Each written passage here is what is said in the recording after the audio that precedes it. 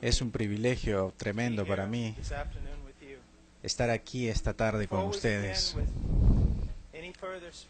Antes de comenzar con la charla, también me gustaría dirigirme al Señor en oración. Quisiera pedirles que oremos. Hay tanto que está sucediendo esta tarde, tanto que ustedes no entienden, pero voy a explicarles.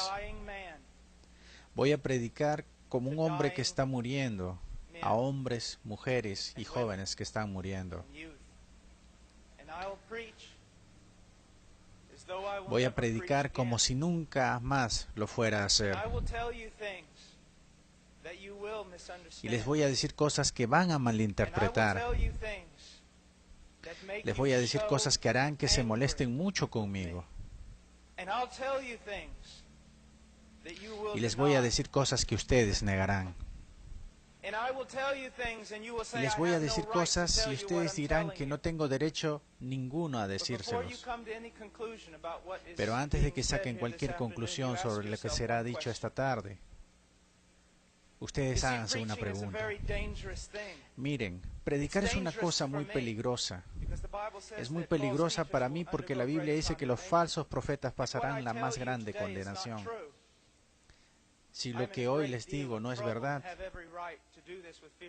estoy en grandes problemas y tengo todo el derecho de hacer esto con miedo y temblor, porque estaré condenado delante de Dios. Pero si lo que voy a decir es verdad, entonces ustedes son los que deben temer y temblar. Porque si yo interpreto correctamente este pasaje de la Biblia, sería como si Dios estuviera hablando a través de un hombre. Su problema no será conmigo, será con Dios y su palabra. Entonces, la única cuestión que debe decidirse es, ¿este hombre delante de nosotros es un falso profeta o nos está diciendo la verdad? Y si está diciendo la verdad, entonces nada más importa excepto el conformar nuestras vidas a esa verdad. Acudamos al Señor en oración.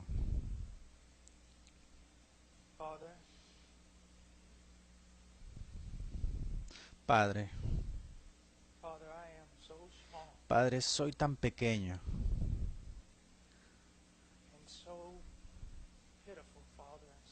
y lamentablemente, Padre, de muchas maneras. Tú sabes, Señor, tú sabes. Oh, querido Dios,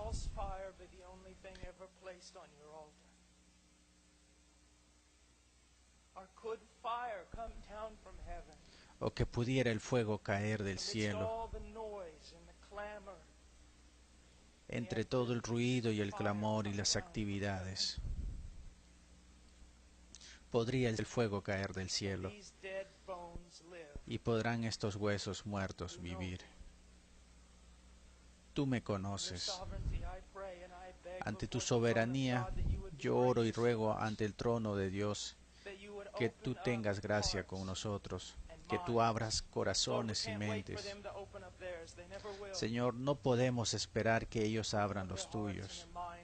Abre sus corazones y sus mentes y haz que busquen la verdad bíblica.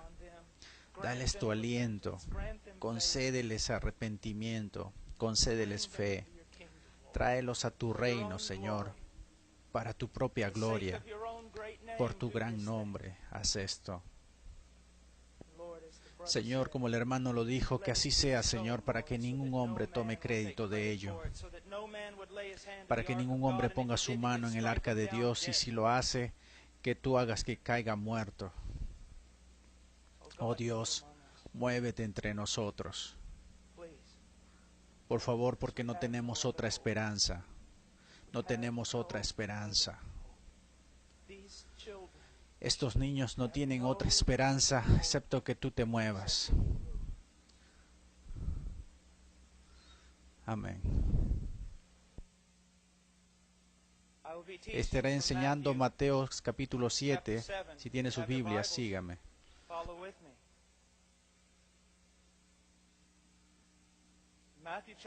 En Mateo capítulo 7, versículo 13, Jesús dijo: entren por la puerta angosta, porque es ancha la puerta y el camino amplio que lleva a la destrucción, y hay muchos que entran por allí, porque la puerta es pequeña y el camino angosto que lleva a la vida. Cuídense de los falsos profetas que vienen a ustedes en piel de oveja, pero por dentro son lobos hambrientos. Los conocerán por sus frutos. Las uvas no son recogidas de arbustos, ni los higos de los carrios. Así que cada árbol bueno da buen fruto, pero cada árbol malo da mal fruto.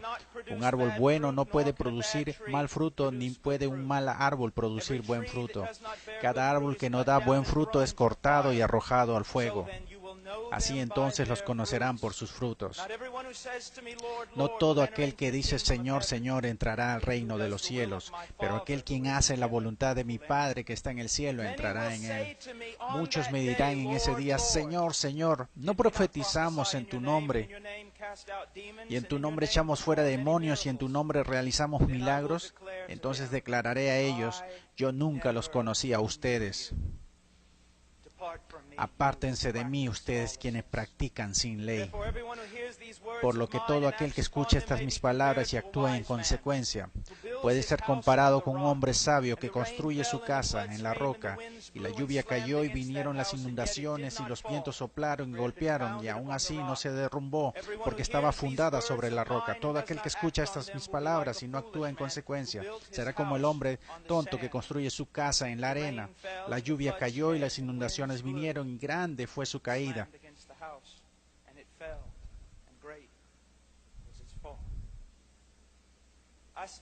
Estoy hoy aquí ante ustedes.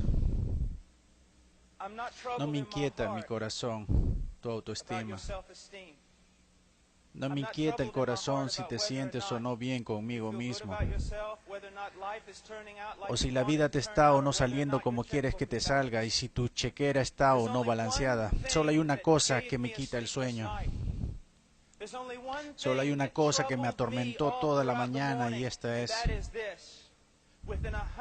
dentro de 100 años la gran mayoría de las personas en este edificio posiblemente estarán en el infierno. Y muchos de los que incluso profesan a Jesucristo como el Señor pasarán la eternidad en el infierno. Tú dices: pastor, ¿cómo puedes decir esas cosas? Puedo decir tal cosa porque no realizo mi trabajo cristiano en América. Para mi mayor tiempo lo paso en Sudamérica, África y Europa del Este. Y quiero que sepas que cuando examinas el cristianismo americano, está basado más en la cultura sin Dios que en la palabra de Dios. Y mucha gente está engañada, y muchos jóvenes están engañados, y muchos adultos están engañados, creyendo que porque hicieron una oración una vez en su vida irán al cielo. Y entonces cuando voltean a mirar a otros y profesan conocer a Cristo y ven que esa gente también es tan mundana como el mundo y se comparan entre ellos, nada atormenta su corazón. Ellos piensan: bueno, soy igual que la mayoría en mi grupo juvenil.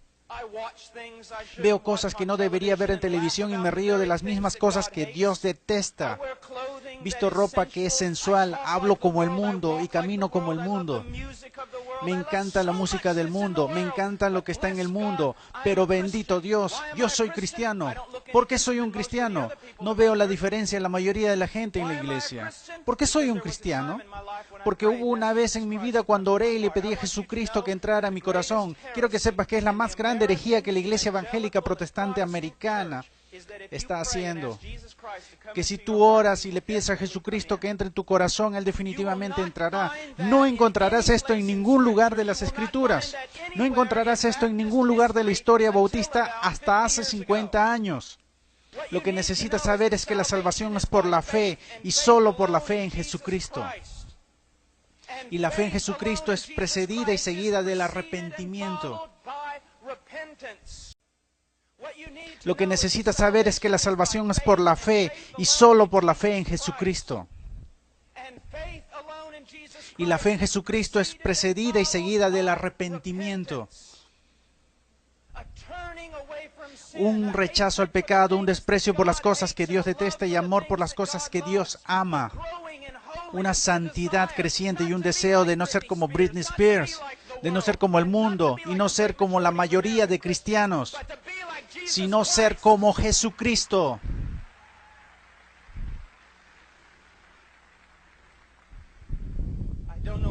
No sé por qué aplauden. Estoy hablando de ti. No vine aquí a escuchar amén. No vine para ser aplaudido. Estoy hablando de ti.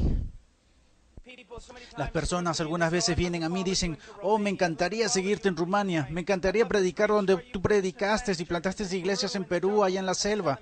Y yo les digo, no, no podrás. Y dicen, sí, sí podría. ¿Por qué no? Porque allí serías excomunicado de la iglesia. Y lo que necesitamos ver, no estoy tratando de ser duro por el afán de serlo. ¿Te das cuenta cuánto amor se necesita para enfrentarse a 5,000 personas y decirle que la cristiandad americana está casi totalmente equivocada? ¿Sabes lo que va a costarme nunca volver a ser invitado para algo como esto? ¿Ser impopular? ¿Sabes por qué uno lo hace? Uno no lo hace porque te pagan bien. No lo haces porque, en fin, lo haces porque amas a los hombres, porque quieres honrar a Dios. Quiero decirte algo. Vamos a ir a las Escrituras y quiero que los mires como realmente son. Deja de compararte con otros que se dicen a sí mismos cristianos, que se comparan con otros que dicen ser cristianos. Compárate a ti mismo con las Escrituras. Cuando un joven viene, un pastor o ministro joven y dice, no estoy seguro si soy salvo, no estoy seguro, y el ministro usualmente le tira un cliché. Bueno, ¿ha habido alguna vez en tu vida que oraste pidiendo a Jesús que entrara en tu corazón? Bueno, sí. ¿Fuiste sincero? Pienso que sí. Bueno, necesitas decirle a Satanás que deje de molestarte. Escribiste detrás de tu Biblia como te dijo el evangelista que hicieras cuando fuiste salvo.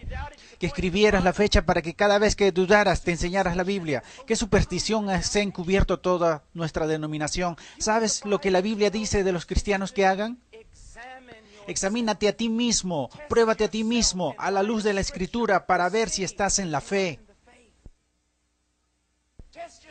Examínate a ti mismo para ver si eres cristiano. ¿Te das cuenta? Si ahora digo vamos y toquen las puertas en esta ciudad, ¿sabes lo que encontraríamos? 99% de la gente, al menos en esta ciudad, creen que son creyentes. Si tú vas a tu ciudad y tocas cada puerta, porque yo fui a mi ciudad cuando me convertí y toqué cada puerta. ¿Y sabes qué encontré? Todos en mi ciudad eran cristianos. 85% de ellos no van a la iglesia, no les interesa la santidad, no les interesa servir, no les concierne mantenerse separado del mundo, no les concierne que el evangelio sea predicado entre las naciones. Pero bendito Dios, ellos son cristianos. ¿Por qué son salvos? Porque algún evangelista les dijo algo, y más estudiando que la Biblia, y lo hizo solo para presumir sobre cuántos pasaron al frente en su último avivamiento. Yo los amo. Y hay hombres aquí que los aman. Y quiero adentrarme en la Escritura ahora que te he impactado en la luz. Quiero que me escuches. Escucha la palabra de Dios y comienza a hacerte preguntas. Primero, entra por la puerta angosta. Pues ancha es la puerta y amplio el camino que lleva a la destrucción, y hay muchos que entran por él. Hay una puerta angosta. Y sabes, históricamente una de las razones es porque los bautistas del sur siempre han sido rápidos. Cuando otras denominaciones han fallado en darse cuenta en esto, los bautistas del sur siempre han sido rápidos en darse cuenta que hay una puerta angosta. Hay un Dios, hay un mediador entre Dios y el hombre. Y su nombre es Jesucristo. No es una opción múltiple. No todos los caminos llevan a Roma. Como denominación siempre hemos dicho a la gente lo que Jesús dijo a la gente. Yo soy el camino, la verdad y la vida, y nadie viene al Padre excepto a través de mí.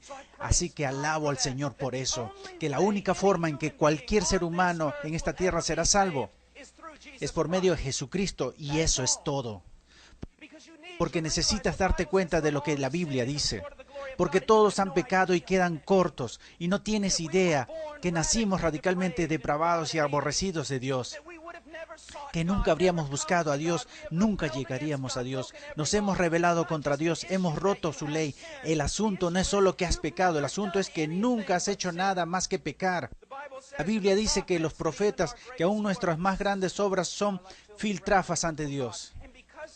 Y debido a eso, ¿sabes lo que merecemos?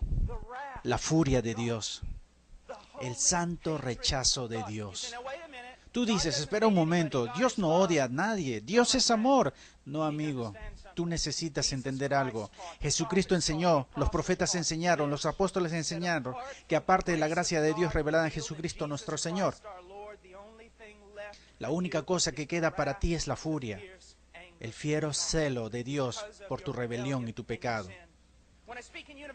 Cuando hablo en universidades siempre, no, Dios no puede odiar a nadie, me dicen. Y yo te digo, Dios puede odiar. Mira, yo amo a los niños, pero odio el aborto. Yo amo aquello que es santo, debo detestar aquello que no lo es. Dios es un Dios santo. Eso es algo de lo que los americanos han olvidado. Muchas de las cosas que te encanta hacer, Dios la detesta. ¿Sabías eso? Oras por avivamiento, vas a tener una reunión, quieres que Dios se mueva. Pero antes de ir, ves programa en la televisión que Dios absolutamente aborrece. Y entonces te preguntas, ¿por qué el Espíritu Santo no desciende? ¿O por qué tienes que crear un falso fuego, falso entusiasmo? Porque Dios no está ahí. Dios es un Dios santo, santo, y la única forma en que tú y yo podamos ser reconciliados a un Dios santo es por medio de la muerte del mismo Hijo de Dios cuando colgó de aquel madero. Ahora escúchame, si tú eres salvo aquí esta noche, no eres salvo porque los romanos y los judíos rechazaron a Jesús. No eres salvo porque pusieron una corona de espinas en su cabeza. No eres salvo porque se atravesaron una lanza a su costado. Y no eres salvo ni siquiera porque fue clavado en una cruz. ¿Sabes por qué eres salvo si eres salvado? Porque cuando Jesucristo estaba colgando en esa cruz, Él cargó con tu pecado, el pecado del pueblo de Dios. Y toda la furia de Dios que debió caer sobre ti, cayó sobre su único hijo. Alguien tenía que pagar ese precio. Alguien tenía que morir. Fue Dios el Padre quien quebrantó a su único hijo.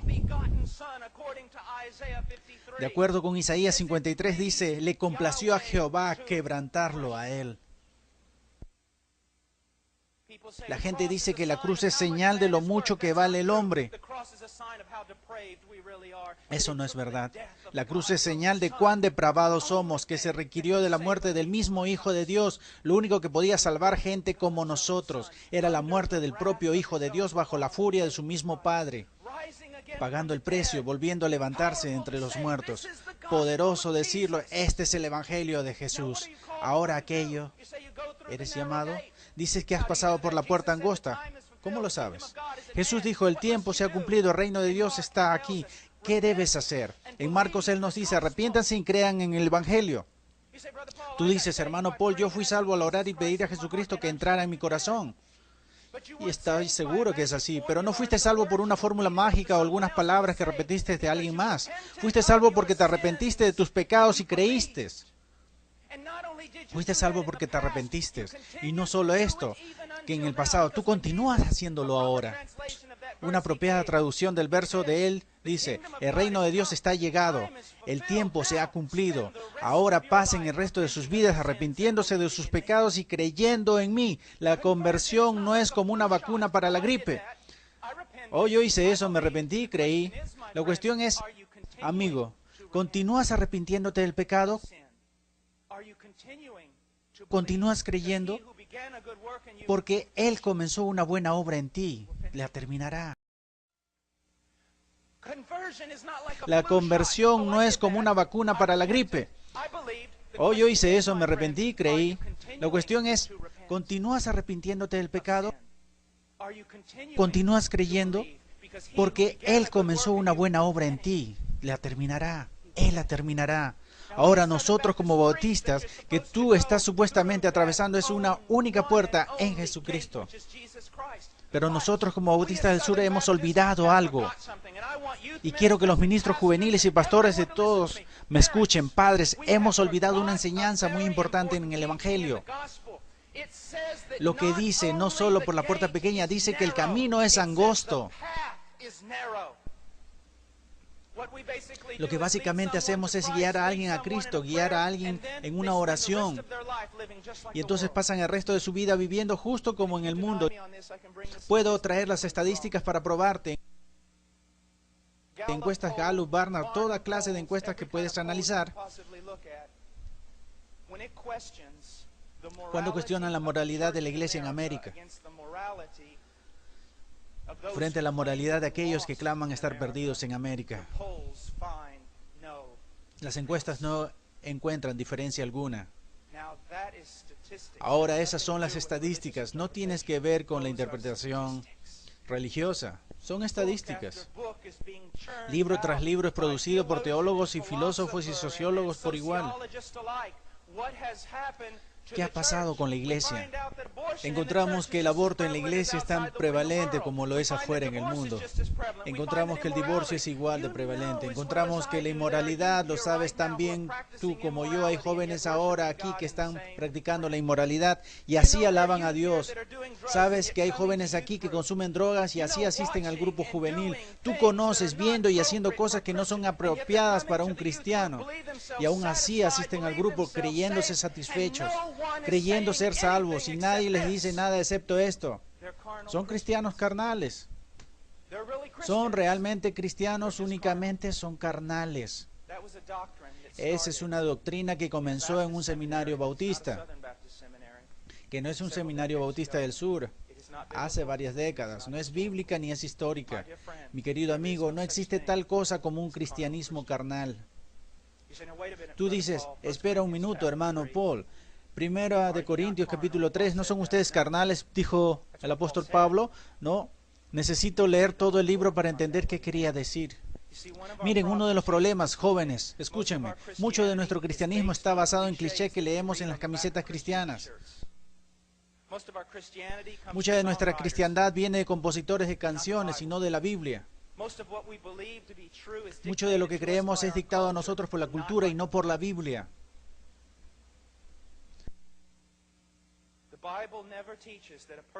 La Biblia nunca enseña que una persona puede ser un genuino cristiano y vivir en una carnalidad continua y maldad y pecado y todos los días de su vida. Pero la Biblia enseña que al cristiano genuino le ha sido dada una nueva naturaleza. El cristianismo genuino tiene un padre que lo ama, disciplina, vigila y cuida. Mi corazón se rompe porque ustedes saben tan bien como yo. Jóvenes, no seamos hipócritas, no lo ocultemos, hay tantos, tú los conoces. Tal vez eres uno de ellos o por lo menos sabes que están en tu grupo. Vienen al grupo, hacen todas estas cosas, pero en su corazón son tan malos como el mal puede ser. No hay diferencia, no hay luz. Todo lo que hace el mundo ellos hacen y es apropiado según ellos. Mi amigo, eso no es cristianismo. Ellos no están en peligro de perder su recompensa. Ellos están en peligro de perder su salvación. Ellos no son de Dios. ¿Qué es lo que nos enseñamos? ¿Cuándo fue la última vez que escuchaste a alguien decir, no solo hay una puerta pequeña al cielo, sino un camino angosto? Jesús indica que una de las principales señales de ser un cristiano genuino es que camines con Él en el camino angosto. ¿Sabes cuál es la señal del cristiano en América? Tú dijiste una vez una oración. ¿No es eso increíble? Que te preguntan si tú dudas de tu salvación. Dijiste una oración una vez. ¿Qué enseña la Escritura? Examínense, pruébense a sí mismos a la luz de la Escritura para ver si están en el camino, porque un cristiano será diferente. ¿Ahora estoy diciendo que un cristiano no tiene pecado? No, porque en 1 de Juan aprendemos los cristianos, y si cualquier hombre no reconoce sus pecados, no conoce a Dios. ¿A dónde estoy queriendo llegar? A lo siguiente. Si tú eres genuinamente cristiano, vuelto a nacer un hijo de Dios. Caminarás en el camino de la justicia como un estilo de vida. Y si te apartas del camino de justicia, el Padre vendrá por ti. Él te disciplinará, te pondrá de vuelta en el camino.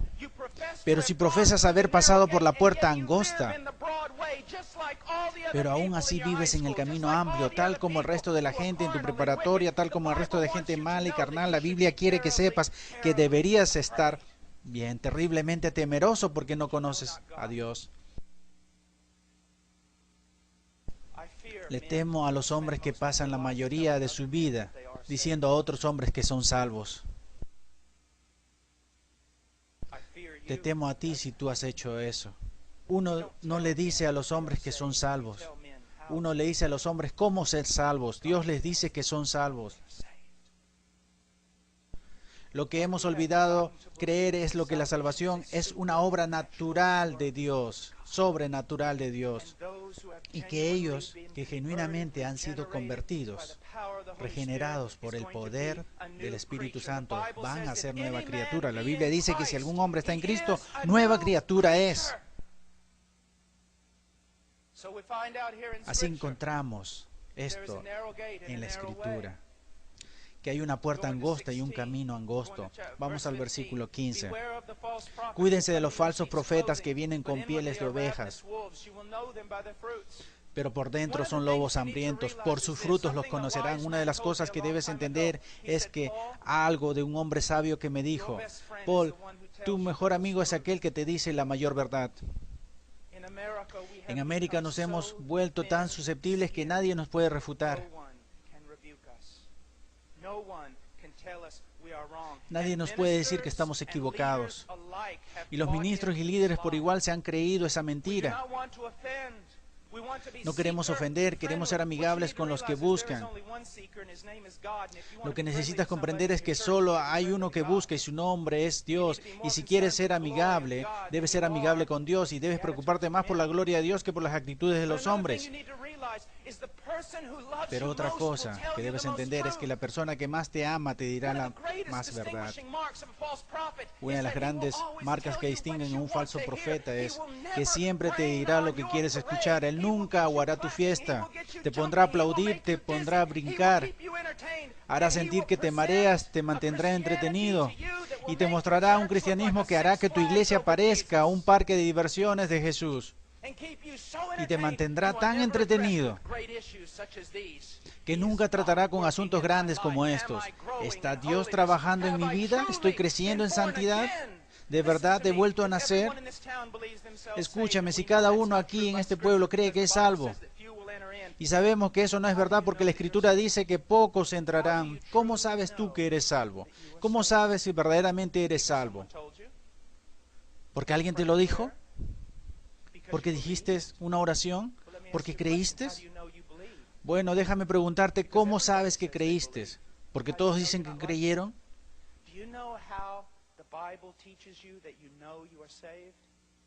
¿Cómo sabes que no eres como ellos? Tú sabes que eres salvo porque tu vida está en el proceso de estar siendo cambiada.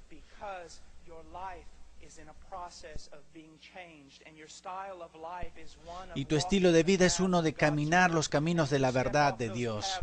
Y cuando caminas fuera de esos caminos de desobediencia como lo hacemos, Dios viene por ti y te pone de nuevo en el camino. Una de las más grandes evidencias de que realmente has nacido de nuevo es que Dios no te dejará hablar de la manera como tu carne lo hace. Dios no te dejará vestir como el mundo sensual y la iglesia sensual te deja vestir.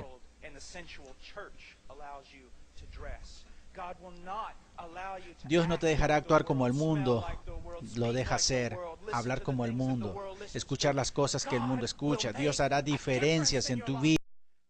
Dios hará diferencias en tu vida. Él dice aquí,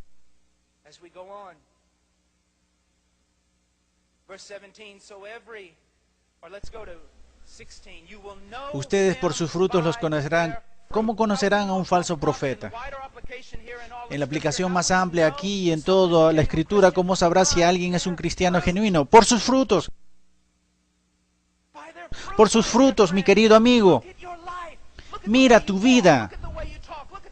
Mira tu forma de caminar, mira tu forma de hablar, mira las pasiones de tu corazón. ¿Está Jesús en algún lado o solo es un accesorio que añade tu vida? ¿Es algo que solo hacemos los miércoles o los domingos? ¿Es algo de lo que le das un consentimiento mental?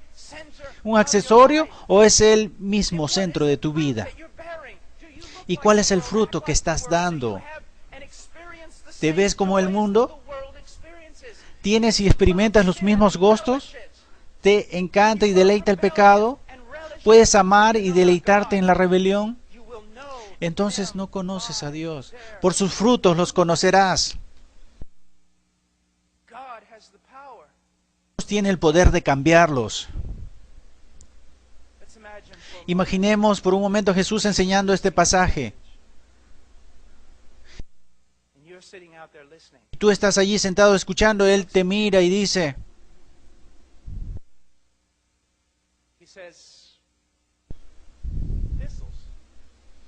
Cardos, cardos. Encuentras cardos en los árboles de higos. Encuentras cardos en los árboles de higo. Y respondes, por supuesto que no, Jesús. Sé que no eres agricultor, no eres granjero, eres carpintero. Pero todos sabemos, Jesús, uno no encuentra espinas en la higuera. Bueno, entonces déjame hacerte otra pregunta. ¿Encuentras higos, buena fruta, en los espinos? Claro que no, Jesús. Eso es absolutamente ridículo. Quiero decir, nunca vas a encontrar espinos en la higuera ni higos en los cardos. Jesús, decir esto es imposible. Cualquiera que te diga eso, Jesús, por seguro están locos o mentirosos. Y entonces Jesús te responderá.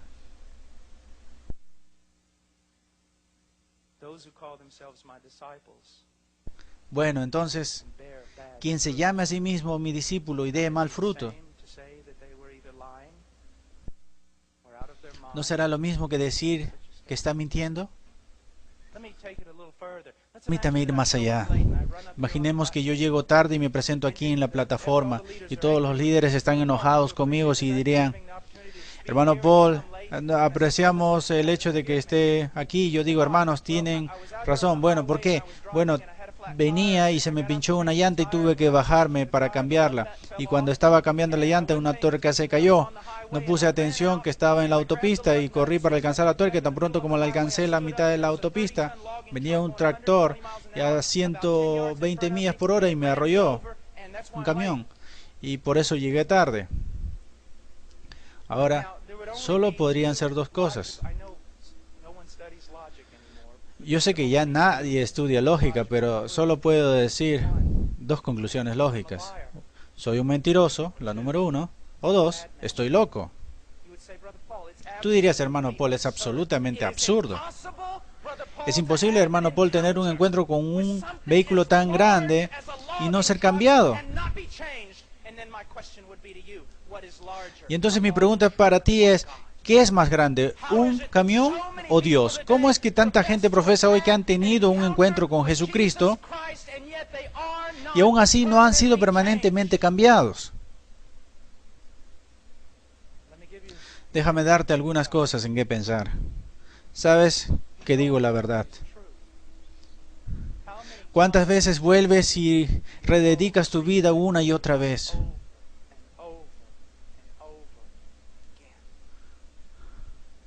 ¿Cuántas veces los grupos juveniles van a cosas como esta y se entusiasman? Y vuelven a la iglesia y les dura alrededor de una semana y media. Y aún así, oh Dios, se movió grandemente. No, no fue así. Si no perdura, no fue un gran mover de Dios, fue una emoción, fue muchas cosas, pero no un gran movimiento de Dios.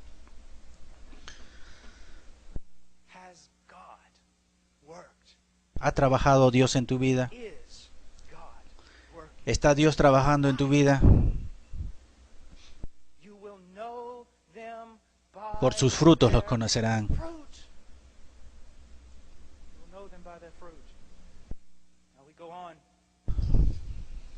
Continuemos en verso 19. Árbol que no da buen fruto será cortado y arrojado al fuego. Así lo conocerás por sus frutos. Miren esto, deben entender algo sobre la literatura hebrea. Cuando tú y yo queremos enfatizar algo, lo que hacemos es alzar la voz. Si estamos escribiendo, lo ponemos en negrilla o mayúscula. Para un judío es diferente. Cuando quiere enfatizar algo, lo repite y lo repite. Por eso encuentras paralelismos hebreos. El malvado no vivirá en la tierra, el malvado no vivirá en la tierra. Está diciendo lo mismo de diferentes maneras. Eso es lo que Jesús hace aquí una y otra vez. Por sus frutos los conocerán, por sus frutos los conocerán. Conocerán por el camino que caminan, por sus frutos los conocerás.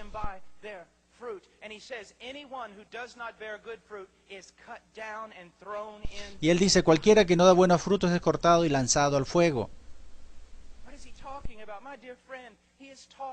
¿De qué está hablando, mi querido amigo? Él está hablando del juicio del Todopoderoso Dios que un día caerá sobre este mundo, que un día caerá posiblemente sobre ti. Oh, querido amigo, no puedo ver en tu corazón. Soy fácilmente engañado por mi propio corazón, pero hay uno que no es engañado. Y él no se deja engañar por una actual cultura cristiana. Él sabe, por sus frutos los conocerán. Y continúa y dice esto, versículo 21. No todo aquel que me dice Señor, Señor, entrará en el reino de los cielos, sino aquel que haga la voluntad de mi Padre que está en los cielos. ¿Sabe cuánto vale tu profesión de fe en Jesús? Absolutamente nada. Sí. ¿Leíste el pasaje? Estúdialo. No todo aquel que venga a mí diga Señor, Señor. No todo aquel que profesa Señor, Señor entrará al reino de los cielos. Habrá mucha gente que profesará Señor, Señor, pero no entrarán en el reino de los cielos. Mi querido hijo, ¿eres tú uno de ellos? Señor, Señor. Regresemos. Él dijo Señor, Señor. Él no dijo Señor. ¿Qué significa esto? Este individuo que realiza esta profesión no es alguien que acaba de decirlo. Es el juicio, así que mejor es que una persona enfatice, declare a otros que Jesucristo es el Señor. Se pasea diciendo Señor, Señor. Baila mientras los músicos tocan y dicen Señor. Y cantan en las canciones Señor. Pero Jesús le dijo, apártate de mí. Nunca te conocí. Saben, Billy Graham es uno de los más amables y amorosos hombres. Sin embargo, Billy Graham ha dicho que la gran mayoría de la gente que va a la iglesia están perdidas.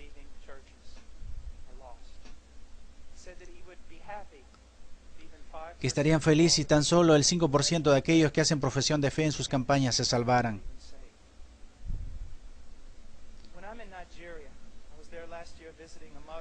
Cuando estoy en Nigeria, estuve allá el año pasado visitando una madre cuyo hijo estaba en nuestra iglesia y fue asesinado por los musulmanes.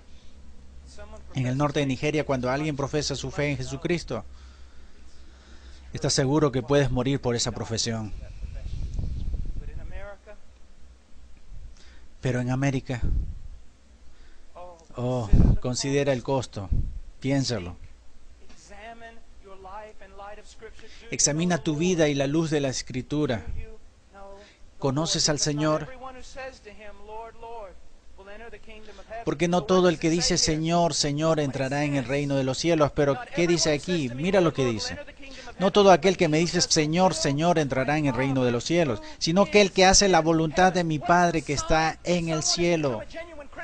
¿Cuál es la señal de alguien que se ha convertido al genuino cristianismo? Desearía que enseñáramos esto de nuevo. ¿Qué pasó con nuestra teología? ¿Qué pasó con nuestra doctrina? ¿Qué pasó con nuestra enseñanza?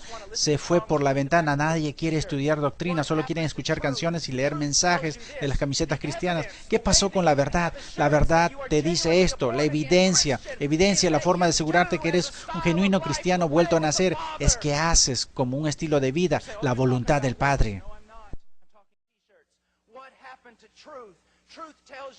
La verdad te dice esto, la evidencia, la forma de asegurarte que eres un genuino cristiano vuelto a nacer, es que haces como un estilo de vida la voluntad del Padre.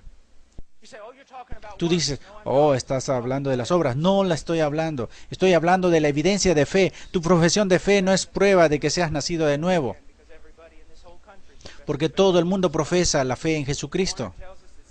Barnard dice que 65-70% de los americanos son salvos, cristianos vueltos a nacer. El país con menos Dios en la faz de la tierra. Matan 4,000 bebés al día, pero bendito sea Dios. 70% de nosotros somos nacidos de nuevo. ¿Cómo sabe que la fe que tienes no es falsa? Un estilo de vida que se preocupa por hacer la voluntad del Padre, que practica la voluntad del Padre. Y el Espíritu Santo viene y te reprime personalmente y por medio de la palabra de un hermano o hermana en Cristo. Y Dios te pone de nuevo en el camino. Si tú eres un cristiano genuino, no puedes escapar de Él. Si fuera tu pastor y te tuviera 14 años, tú tuvieras 14 años, y yo estuviera de regreso de predicar a la 1 de la mañana y te viera en el parque con pandilleros haciendo cosas indebidas, y fueras miembro de mi congregación, te diría, entra al carro, te llevaría a tu casa con tu padre Me enojaría con tu padre, le diría, Señor, usted es un padre negligente que permite que su hijo ande en estas circunstancias. Quiero que sepas algo, Dios no es un padre negligente. Si tú puedes jugar con el pecado, si puedes amar al mundo y las cosas del mundo, si puedes estar siempre en el mundo haciendo cosas del mundo, si tus héroes son gente mundana, si quieres parecerte a ellos y actuar como ellos, si practicas lo que practicas. Oh, mi querido amigo, escucha mi voz. Hay gran posibilidad de que no conozcas a Dios y no le pertenezcas. Ahora traemos esto en un cierre, versículo 22. No profetizamos en tu nombre y en tu nombre expulsamos demonios y en tu nombre realizamos milagros. Entonces les declararé, nunca los conocí. Tú dices que lo más importante en este mundo es conocer a Jesucristo. Eso no es verdad. Lo más importante en la faz de la tierra es que Cristo te conozca a ti. Yo no voy a entrar a la Casa Blanca porque me pare en la puerta y diga que conozco a George Bush, pero me dejarán entrar si George Bush me conoce y dice, conozco a Paul Washer. Tú puedes profesar conocer a Jesucristo, pero mi pregunta para ti, ¿conoces a Jesús? ¿Te conoce Jesús a ti? Mira cómo describe al perdido. Dice, apártate de mí, tú que practicas sin ley. Griego anomanía, anomía, particular negativamente a no, palabra nomos, ley. No ley. Y esto es lo que significa, déjame darte una traducción, aparte de mí, escúchame, si ahora pudieras abrazarte, escúchame. Él dice, apártate de mí aquellos quienes claman ser mis discípulos, quienes me confiesan como Señor. Y aún así viven como si nunca les hubiera dado una ley para obedecer.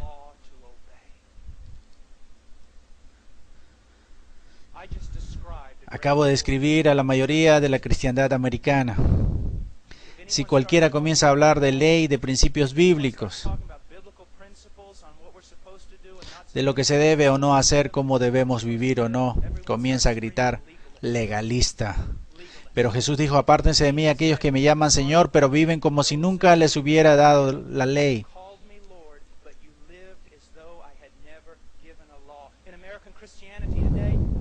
En el cristianismo americano hoy pasas por la puerta, gloria a Dios, vives como el resto del mundo y estás bien, solamente eres carnal. ¿Sabes lo que pasa por nuestro mal evangelio? Tenemos millones de niños en la escuela bíblica vacacional. Y cuando cumple 15 entran al mundo y viven como demonios, la gran mayoría de ellos. Y entonces cuando cumplen 30 regresan y reivindican su vida, quizás apenas son salvos, porque es más que solo decir a alguien que es salvo porque conoce a Jesucristo como el Señor. Satanás reconoce que Jesús es el Señor. ¿Está tu vida en proceso de cambio? Entonces él habla de dos personas, dos cimientos. ¿Sabe lo que este pasaje actual? Mira, es importante estudiar teología, es muy importante estudiar la historia. La interpretación actual de este pasaje sobre la roca y la arena es básicamente así. Si tú eres cristiano, necesitas construir tu vida sobre la roca. Porque si construyes en la arena, serás como un cristiano infeliz y tu vida no irá bien. Eso no es lo que Jesús está enseñando y la historia me respalda. Rara vez se interpreta de esa forma. ¿Sabes cuál es la interpretación? Va así. Hay dos caminos, un camino amplio y un camino angosto. ¿En cuál estás tú? Hay dos clases de árboles. El buen árbol que da buen fruto y va al cielo. Hay un árbol malo porque da mal fruto y va al infierno. Hay aquellos que profesan a Jesucristo como el Señor y hacen la voluntad del Padre que está en el cielo. Y hay quienes que profesan a Jesucristo como Señor y no hacen la voluntad del Padre que está en el cielo. E irán al infierno, no por la falta de obras, sino por la falta de fe demostrada en el hecho de no tener obras. Y continúa diciendo, ¿no son dos cristianos construyendo su casa en dos cimientos diferentes? No, son un hombre salvo y uno perdido. El perdido oye la palabra de Dios predicada, pero no construye cimientos. No puedes ver a ninguna forma como la palabra de Dios edifica y sostenga su vida. Su vida no es ¿Cuánta gente en la convención de la Iglesia Bautista del Sur, sin importar los números, sin importar lo que decimos, si tomáramos este pasaje y comparáramos a la gente con este pasaje y dijéramos, ¿estás construyendo tu matrimonio sobre la palabra de Dios? ¿Estás criando a tus hijos en la palabra de Dios? ¿Realizas tus finanzas en la palabra de Dios? ¿Estás viviendo separándote de las cosas del mundo basado en la palabra de Dios? ¿Cuántos podrían contestar positivamente? No, nada de eso. Yo profeso a Jesús, Él es mi Salvador. Mi maestro de la escuela dominical me lo dijo. Oh, yo sé, como Leonard Ravenhill, un conocido mío, solía decir antes de morir. Prediqué en muchas iglesias bautistas una vez. Yo prediqué en muchos lugares como este alguna vez. Hoy pude subir aquí con palabras que te impresionarán. Y pude predicar cosas que te elevarán y te hicieron flotar en esta sala. Te pude contar historias que te harían reír, historias sobre perros y abuelitas que te hicieran llorar. Pero te amo demasiado para eso. Yo sé. Porque la palabra de Dios es verdad. Que hay gente que cree ser salva y no lo es. No son salvos. Yo sé que algunos de ustedes miran alrededor y piensan, bueno, yo soy salvo. Quiero decirte que, ¿qué te hace pensar que tu grupo es salvo? Bueno, soy como mis padres, o soy como los adultos de mi iglesia, o el anciano, el pastor. ¿Qué importa eso? Tú no serás juzgado por ellos en su venida. Mi pregunta es para ti, amado. Mi pregunta para ti, pequeño. Quiero decirte, tú podrás ser mi hijo. Podrías ser mi hijo. Y oro para que un día mi pequeño hijo crezca y haya un predicador quien de frente le diga, suficiente de esto. Que la palabra de Dios, cómo se sostiene la vida frente a este ardiente fuego que es la santidad de Dios en ese día final. Amada preciosa niña, amado joven, ¿será verdad tu confesión en ese día? ¿Será verdadera? ¿Eres salvo? Y no hablo de, bueno, pienso que soy salvo. Tú sabes, hay un camino que parece correcto al hombre, pero lleva a la muerte. Bueno, siento en mi corazón que soy salvo. Bueno, déjame preguntarte, ¿alguna vez leíste en el corazón que es engañosamente malo? ¿No deberías ir al testimonio de la Escritura? Bueno, sé que soy salvo porque mi mamá, mi papá, mi pastor, todos me dicen que soy salvo. Bueno, yo te digo esto. ¿Qué es lo que te dice la palabra de Dios? Hablando tanto de ser cristianos radicales. Los cristianos radicales no son aquellos que saltan en los conciertos. No son la gente que se pone camisetas cristianas. No son aquellos que sino son aquellos que dan el fruto del Espíritu. Los cristianos radicales son los que reverencian y honran a sus padres, aun cuando sienten que sus padres se equivocan. Los cristianos radicales son aquellos que no, escúchame bien, esto te va a enojar y estoy hablando a niños y niñas. Cristianos radicales son los que no se visten sensualmente para presumir sus cuerpos. Dios se complace con tu vestido. Si tu vestido es el marco de tu cuerpo, es sensual, y Dios detesta lo que es del mundo. Todo mundo quiere hablar de un profeta, pero nadie quiere escuchar a uno. Estoy hablando del cristianismo. He pasado mi vida en selvas, he pasado mi vida congelándome en las montañas de los Andes. He visto gente morir. Un pequeño, Andrew Maiman. Los musulmanes le dispararon 5 veces en el estómago y le dejaron tirado en el andén. Solo porque él gritó, tengo mucho miedo, pero no puedo negar a Jesucristo. Por favor, no me maten, pero no le voy a negar. Y murió en una piscina desangrentado. Y tú hablas de ser cristiano radical porque te pones una camiseta, porque vas a una conferencia. Estoy hablando de santidad, estoy hablando de divinidad. Desearía.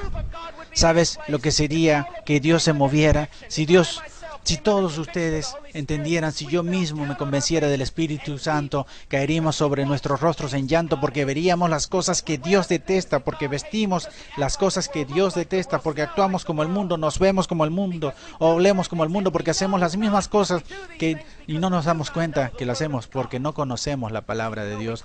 Porque a pesar de que clamamos que la Escritura es infalible, la palabra de Dios, básicamente lo que obtenemos son historias, ilustraciones o novelitas, o que Dios brillará en este lugar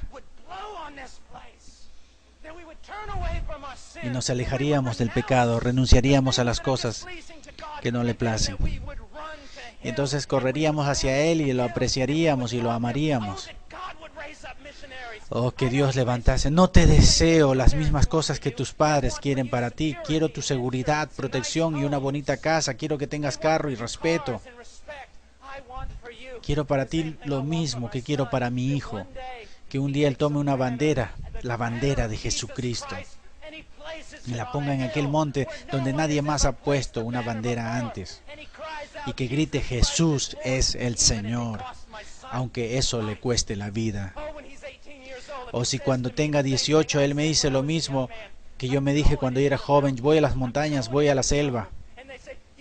Y ellos dijeron: no puedes ir allí, estás loco, es una guerra, vas a morir. Yo voy a ir.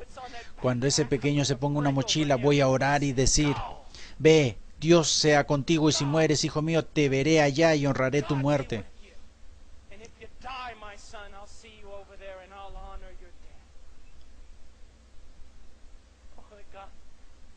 Oh Dios, oremos, oremos. Oh Dios, no me importa la reputación, no me importa lo que los hombres piensen. Quiero que tú seas honrado. Quiero que estos jóvenes sean salvos. Quiero que aquellos que son salvos dejen de mirar al cristianismo cultural que tú detestas y escupes de tu boca, y que vean la palabra de Dios y digan: voy a seguir a Cristo. Oh Dios, oro por los ministerios juveniles y oro para que los llenes de espíritu, de sabiduría y amor, bravura y discernimiento. Y querido Dios, cual sea el costo, te pido que levantes misioneros. No puedo dejar de ver a estos chicos y pensar en mi propio hijo. Dios, salva a Jan y levántalo y envíalo a la parte más dura de la batalla. Oh Señor, levanta misioneros aquí. Levanta misioneros, levanta predicadores y pastores y predicadores y evangelistas que conozcan la palabra de Dios. Oh Dios, trabaja en este lugar. Por favor, trabaja en este lugar, querido Dios. Por favor, por favor, por favor.